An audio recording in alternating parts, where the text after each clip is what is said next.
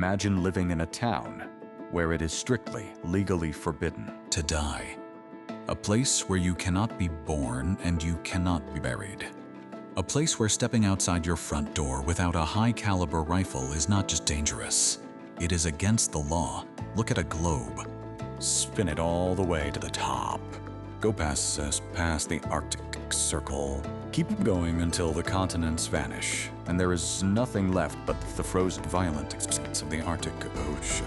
Just 600 miles from the North Pole, you will find a jagged glaciated archipelago of ice and rock. Welcome to Svalbard. Welcome to the northernmost human settlement on the face of the Earth. In the capital town of Longyearbyen, a community of about 2,000 people defies the laws of your nature every single day. To live here is to accept a reality that would break most human beings. It is a place of breathtaking, lethal extremes. First, there is the cold. The winter here is not measured by falling snow. It is measured by a deep, bone-cracking freeze that sinks into the very marrow of your skeleton. Temperatures routinely plummet to minus 30 degrees Celsius. When the Arctic wind howls down from the glaciers, exposed skin can freeze in a matter of minutes. The air is so cold, so sharply dry, that it hurts your lungs to breathe deeply. But the cold is not the hardest part of living in Svalbard. You can dress for the cold. You cannot dress for the darkness. Because of its extreme position at the top of the world, Svalbard experiences a phenomenon known as the polar night. In late October, the sun dips below the horizon, and it does not rise again. For 4 agonizing, unbroken months, the island is swallowed by absolute, suffocating blackness. There is no sunrise, there is no dusk, just a permanent, disorienting midnight. In the modern world, our bodies and minds are deeply tethered to the rhythm of the sun. We wake with the light and we sleep with the dark. But what happens to the human mind when the light is permanently switched off? Psychologically, the polar night is a brutal endurance test. Without the sun to regulate circadian rhythms, insomnia becomes a community-wide epidemic. People lose their sense of time. Tuesday bleeds into Thursday. Breakfast feels the same as dinner. Many new arrivals suffer from severe seasonal depression. The darkness creeps into their minds, bringing an overwhelming sense of isolation and fatigue. And yet, for the locals who have adapted, the polar night is not a curse. It is a season of profound, quiet beauty. Without the glare of the sun, the Arctic sky reveals its secrets. The moon shines with a blinding silver intensity, reflecting off the infinite glaciers and turning the landscape into a glowing alien world. And then, there are the lights. The aurora borealis. Massive, shifting ribbons of ethereal green and violet purple dancing silent across the pitch-black sky. It is a cosmic ballet, so massive and so surreal that it forces you to stop walking and simply stare into the void. During the dark months, the community turns fiercely inward. In a town this extreme, you cannot survive alone. The people of Longyearbyen gather in brightly lit, incredibly warm cabins and local pubs. They drink hot coffee, they play board games, they share meals, they build an artificial warmth to fight the absolute void outside their doors. And they must stay inside, because outside, they are not at the top of the food chain. Svalbard is one of the only places on Earth where humans are actively hunted. There are approximately 3,000 polar bears roaming this archipelago. That means there are significantly more bears than human beings. The polar bear is a magnificent, terrifying apex predator. It is massive, incredibly fast, and perfectly camouflaged against the snow. And unlike almost any other animal on the planet, a starving polar bear will actively track and stalk a human. Because of this, life in Svalbard comes with a rigid set of rules.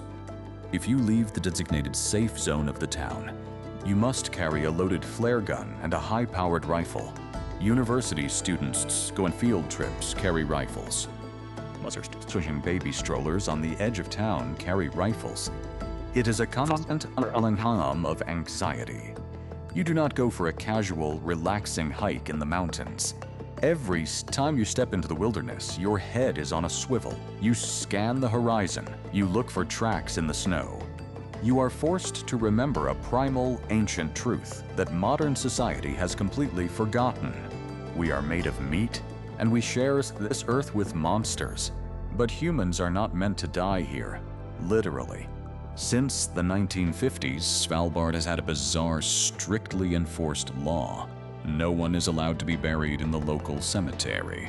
The ground here is made of permafrost, soil that never thaws. Decades ago, scientists discovered that bodies buried in the cemetery were not decomposing. In fact, the freezing temperatures were perfectly preserving them, along with the deadly viruses that killed them. When samples were taken from victims of the 1918 Spanish flu who were buried in Svalbard, the virus was found to still be alive, completely preserved in the ice. To prevent a catastrophic outbreak, the government banned burials. If you become terminally ill, or if you are simply getting too old, you are flown back to the mainland of Norway to live out your final days. Similarly, pregnant women are required to leave the island weeks before their due date, because the small local hospital is not equipped for deliveries. You cannot begin your life in Svalbard, and you cannot end it here. It is a place where human existence is strictly temporary.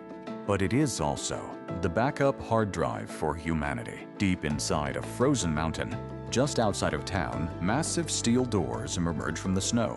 This is the Svalbard Global Seed Vault, often called the Doomsday Vault. Inside this impenetrable sub-zero bunker, the nations of the world have deposited over 1 million samples of seeds. Wheat, rice, corn, beans. Every crop necessary to sustain human civilization. It is built to withstand nuclear war, asteroids, and catastrophic climate change. If the rest of the world burns, the genetic code to rebuild our food supply is locked safely, bards say. It is deeply poetic. The most hostile, unlivable place on Earth is guarding the very tools needed for human survival. So, why do people come here? Why leave the comfort, the safety, and the warmth of the mainland to live on a frozen rock guarded by bears and swallowed by darkness? Svalbard is not a country. It belongs to Norway, but due to a unique international treaty, citizens from any country in the world can move here without a visa, as long as they can support themselves. It attracts a specific type of human being: coal miners, climate scientists, glaciologists, adventurers, and outcasts. People who felt suffocated by the endless rules, the traffic, and the predictable routines of the modern world. They come here seeking the absolute raw edge of existence, and what they find alters them forever. As the sun finally returns in March, the entire town gathers to celebrate. After 120 days of blackness, the first golden rays of light touch the peaks of the mountains. The psychological relief is overwhelming. People cry, they cheer, because out here, you do not take the sun for granted. You do not take warmth for granted. You do not take a safe walk outside for granted. Living in Svalbard strips away everything that is fake, everything that is superficial. You cannot pretend out here. The ice does not care about your ego. The darkness does not care about your wealth. Life is reduced to its absolute, primal core. It is keeping the fire lit. It is trusting the neighbor beside you. It is staring into the terrifying, magnificent void of the Arctic and realizing how incredibly fragile and how incredibly resilient a human being can be. To live in Svalbard is not a permanent state. Eventually, everyone leaves. But those who spend a winter in the dark, walking the frozen edge of the world, carry the ice in their veins forever. It is the harshest place on Earth. But for those who survive it, it is home. Auf.